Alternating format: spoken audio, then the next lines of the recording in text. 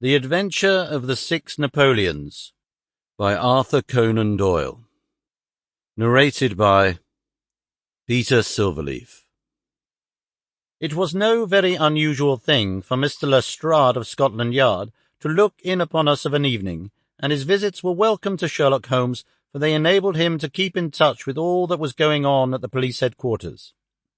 In return for the news which Lestrade would bring, Holmes was always ready to listen with attention to the details of any case upon which the detective was engaged, and was able occasionally, without any active interference, to give some hint or suggestion drawn from his own vast knowledge and experience.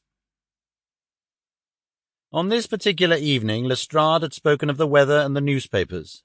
Then he had fallen silent, puffing thoughtfully at his cigar. Holmes looked keenly at him. "Anything remarkable on hand?" he asked. "Oh, no, Mr. Holmes, nothing very particular." "Then tell me about it." Lestrade laughed. "Well, Mr. Holmes, there is no use denying that there is something on my mind. And yet it is such an absurd business that I hesitated to bother you about it. On the other hand, although it is trivial, it is undoubtedly queer, and I know that you have a taste for all that is out of the common. But, in my opinion, it comes more in Dr. Watson's line than ours." "Disease?" said I. "Madness, anyhow.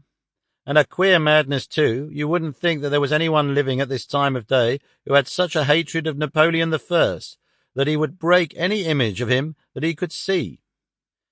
Holmes sank back in his chair. "That's no business of mine," said he. "Exactly, that's what I said. But then, when the man commits burglary in order to break images which are not his own, that brings it away from the doctor and on to the policeman." Holmes sat up again. "Burglary?